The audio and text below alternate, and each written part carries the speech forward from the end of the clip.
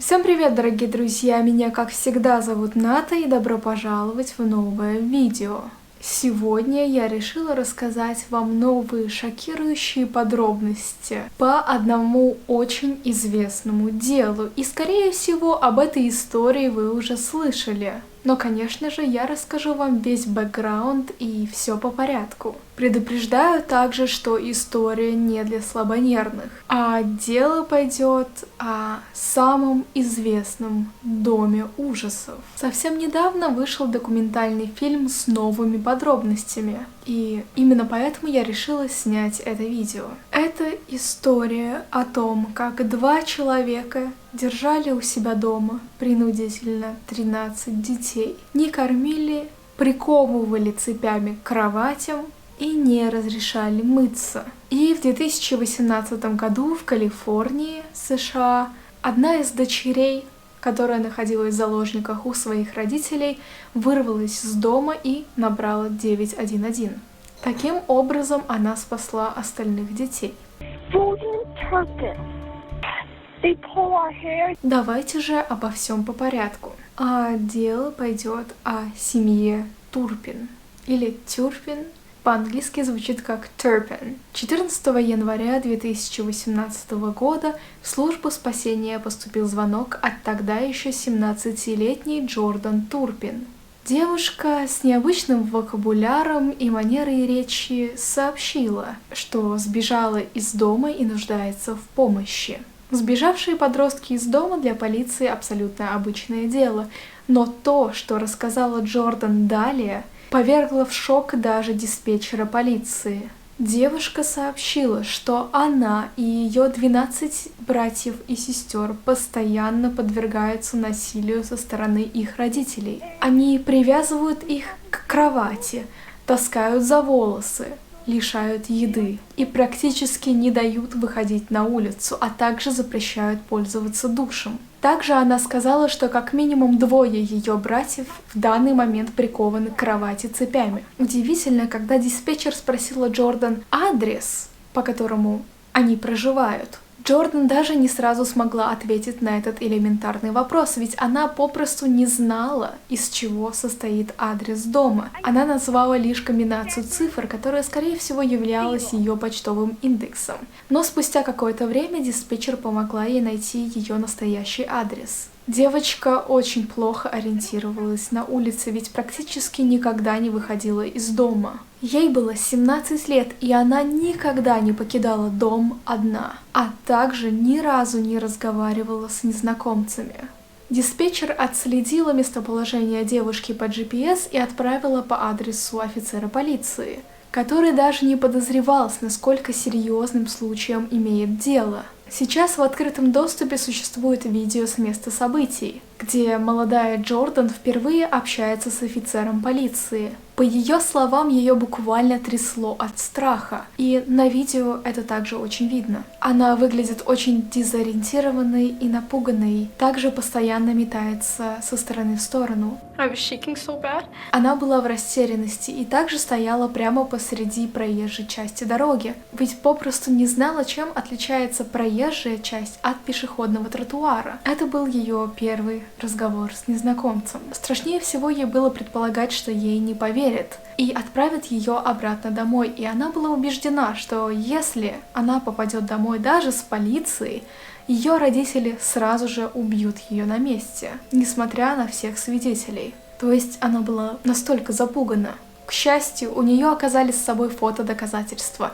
На том самом телефоне у нее были фотографии ее братьев и сестер, прикованных к кровати. Они были в грязной одежде. Было видно, что все, о чем она говорит, чистейшая правда. А на следующий день офицеры департамента шерифа округа Риверсайд совершили налет на дом, заявив, что они были там для проверки благосостояния семьи. Луиз и Дэвид, родители этой семьи, открыли дверь, как ни в чем не бывало. Полицейские сообщали, что Луиза первое время недоумевала, почему это полицейские пришли к ним в дом. По словам полицейских, внутри дома очень сильно воняло человеческими экскрементами, мертвыми домашними животными. Каждая поверхность в доме была покрыта мусором. Позже они нашли остальных 12 детей. Один ребенок был прикован к кровати в течение нескольких недель. У детей были обнаружены синяки на руках, они выглядели очень хрупкими, слабыми, а также были очень грязными. Вся их одежда, а также тело были полностью покрыты грязью. Дети настолько недоедали, что полицейские думали, что все дети моложе 18 лет, хотя на самом деле 7 было более 18 лет. Смелый поступок Джордан Турпин положил конец ее мучениям и страданиям ее братьев и сестер. Благодаря ее отваге они вернулись к полноценной жизни после освобождения из родительского плена. В 2019 году Луиз и Дэвид Турпин были приговорены к 25 годам лишения свободы за жестокое обращение с детьми. Пара не позволяла ходить детям в школу, никогда не обращалась за профессиональной медицинской помощью. Братья и сестры часто голодали, а также не имели банальной возможности помыться. Турпины били детей и приковывали их к кровати. Как я уже упомянула, совсем недавно было опубликовано интересное интервью с 2 дочерьми Турпин, самой старшей девочкой и той самой Джордан, которая освободила всех. В интервью сестры рассказали, что родители Турпин кормили своих детей всего 1 раз в день. В основном это были сэндвичи с арахисовым маслом и очень редко когда попадался фастфуд. При этом сами Турпины старшие ели же обычную еду, постоянно покупали вкусную замороженную еду, у них был забитый холодильник и морозильник, они часто заказывали фастфуд на дом. А также часто старшая дочь в семье, самый взрослый ребенок Дженнифер, готовила для них ту самую замороженную еду. В то же время ей было не позволено есть ничего из этого. В определенный момент родители решили оставить своих детей. Тогда они проживали в трейлере, и они просто уехали путешествовать, познавать прелести развратной жизни. Они ездили в Вегас, путешествовали по Америке, в то время как их 13 детей остались без нормального жилья и еды непонятно где. Джордан Турпин припоминает, что в те моменты она могла питаться за день только льдом с кетчупом и горчицей. Родители же в свой аргумент говорили, что дети голодают из-за них же самих, из-за детей, так как у родителей нет денег, потому что дети воруют еду. Самый взрослый ребенок в семье, 33-летняя Дженнифер, которой на момент освобождения было 29 лет. Она была единственной, кто хотя бы немного учился в школе. Ей удалось поучиться в младшей школе буквально пару лет. И ее бывшие одноклассники вспоминают о ней как о незаметной девочке в постоянно грязной одежде. Сама Дженнифер говорила, что в то время не понимала, почему с ней никто не хочет общаться и почему ее обзывают вонючкой и грязнюлей. И только потом она осознала, что это потому, что она попросту не мылась в детстве, ведь ее родители не разрешали ей мыться и даже не показывали, что так можно делать. На интервью также видно, что обоим девушкам очень сложно говорить про тот период. Что же известно о самих родителях 13 детей? Дэвид и Луиз познакомились в старшей школе и поженились, когда Луиз было 16 лет, а Дэвиду 23. Она состояла в религиозном хоре, а он получил диплом инженера. Также вскоре заполучил высокооплачиваемую работу. Они оба были очень религиозными людьми и относили себя к пятидесятникам, одному из направлений в протестантизме. Одной из особенностей их веры было то, что они считали, надо иметь как можно больше детей. Ведь, согласно их убеждениям, Бог призвал их рожать детей. Именно поэтому Луиз рожала так много детей. В период с 1988 года по 2015 год у них родилось 10 дочерей и 3 сына. Несмотря на свои социально-консервативные убеждения, пара также частенько занималась свингерством. Они пробовали алкоголь, азартные игры, сигареты и так далее. В одном из интервью с сестрой Луизы Сестра говорила, что Луиз как-то писала ей о том, что они решили попробовать то-то, они решили попробовать поехать в Вегас играть в азартные игры, потом Луиз решила переспать с каким-то рандомным мужчиной, а Дэвид был вовсе не против. При этом своих детей они воспитывали очень религиозно и постоянно давили на них именно религией. Дженнифер также описывает случай, когда впервые она столкнулась с насилием в их семье. Она была еще тогда совсем маленькой. Все было еще не так плохо.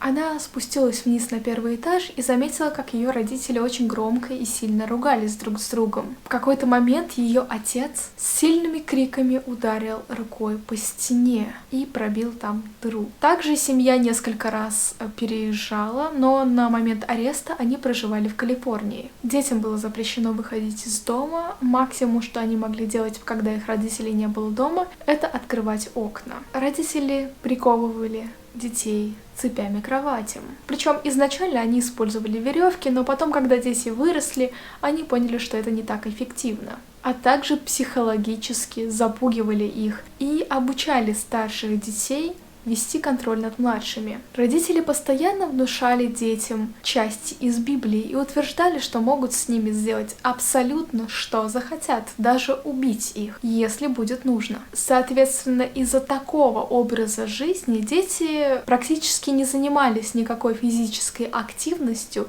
особо не ходили и вообще практически никогда не бегали. Например, Джордан сообщает, что впервые по-настоящему быстро побежала в тот самый день, когда она позвонила полиции. Она просто бежала по улице и сказала, что никогда не делала и не ощущала этого. Также семья жила по необычному графику. Они активничали по ночам и спали днем. Именно из-за отсутствия какой-либо физической активности дети Турпин были физически недоразвитыми. Также имели проблемы с речью. Например, они не знали, что такое больница и медицина. Даже слова таблетки не знали. Обладали скудным устаревшим вокабуляром, так как они находились на якобы домашнем обучении, хотя сами их родители их ничему не обучали. Детям приходилось учиться друг у друга и преподавать такие вещи, как алфавит, например, своим младшим братьям и сестрам. После освобождения всех детей поместили в специальные учреждения. Всего 2 раза семья Турпин покидала дом все вместе. Например, они ездили в Диснейленд. И вообще у матери семейства Луиз было небольшое помешательство на Диснее и всяких игрушках. Весь их дом был завален игрушками, всякими коллекционными монополиями, а также кучей детской одежды, которую нельзя было носить их детям. Вся одежда просто висела в шкафах, все игрушки просто валялись по всему дому. Их нельзя было трогать, к ним нельзя было прикасаться. Из-за дорогущих коллекционных настольных игр и одежды Луиз тратила так много денег, что в какой-то момент они с мужем полностью разорились, когда тот еще и потерял работу. Их же дети ходили только в старой грязной одежде. Второй раз из дома они выбрались на годовщину их свадьбы, чтобы отпраздновать ее еще раз. Есть даже видео с того самого дня, как 2 худые девушки неловко танцуют и смотрят в камеру грустными глазами. Джен тяжело вспоминать тот момент, ведь они тогда так радовались выйти из дома и в то же время понимали, что все это фейк. Это все не настоящая картинка их семьи, они совсем не такая идеальная семья, которой кажутся. Также Дженнифер вспоминает, что ее били регулярно до полусмерти за любую небольшую ошибку. И она даже много раз подумывала покончить с собой. Самое пугающее, наверное, то, что их дом ужасов, дом пыток, дом страха находился в абсолютно обычном районе, среди абсолютно обыкновенных домов. Это все происходило не на каком-то пустыре в доме отшельников, нет, рядом были соседи. Люди видели, люди подозревали, что что-то не так, но никто ничего не сказал. Никто никогда не вызвал службу помощи, полицию, ничего. Джордан говорила, что уверена, что кто-то из соседей подозревал, что что-то происходит не так. Ведь несмотря на то, что они закрывали шторами окна, было видно, что они не спят ночами, например, что дети никогда не выходят из дома, никогда не разговаривают первыми. Соседи вообще всего несколько раз сталкивались с детьми и описывали их как очень закрытых. Дети разговаривали только когда соседи начали бы разговор. И Дженнифер также припоминала, что детям было очень сложно хранить в голове кучу информации, которую их родители им сказали говорить другим людям, если они вдруг будут с ними сталкиваться. Особенно это было дело именно старших детей, ведь им позволялось чуть больше. Джен рассказывает, как помнит, что пыталась вспомнить в 6 она классе или в 7, в момент возраста, там, я не знаю, 12 лет. То есть о таких вещах, как в каком классе они учатся, им надо было врать, иначе кто-то бы догадался, что здесь что-то не так. Удивительно также то, что родители Турпин подделали документы своих детей и указали школу, как будто бы они учатся в школе, но на домашнем обучении. И место их обучения было некая дневная школа Сент-Касл. Но дело в том, что такой школы не существует. Насколько я помню, они подделывали им практически все нужные документы, оценки и вот это вот все прочее. У старших детей появились смартфоны. Их целью было как раз то, чтобы родители могли дистанционно говорить им какие-то указания и инструктировать и направлять их. Младшим пользоваться смартфонами было строго запрещено, но они иногда делали это, когда никто не видит. Когда родители уходили из дома, младшие могли либо втихую, либо попросить телефона у старших. Так делала и Джордан. Как раз благодаря выходу в интернет и смартфону Джордан впервые начала задумываться, что что-то не так и что ее семью надо спасать. Она открыла для себя мир интернета, различных шоу, музыкантов, интересных людей, у которых обычная жизнь, которые выходят на улицу, бегают, гуляют с друзьями, ходят в кино, веселятся, радуются жизни. Все эти вещи так непонятные для малышки Джордан. Также она стала фанаткой Джастина Бибера. Она постоянно заходила на его инстаграм-аккаунт и поражалась его интересной жизни. И думала, сможет ли когда-либо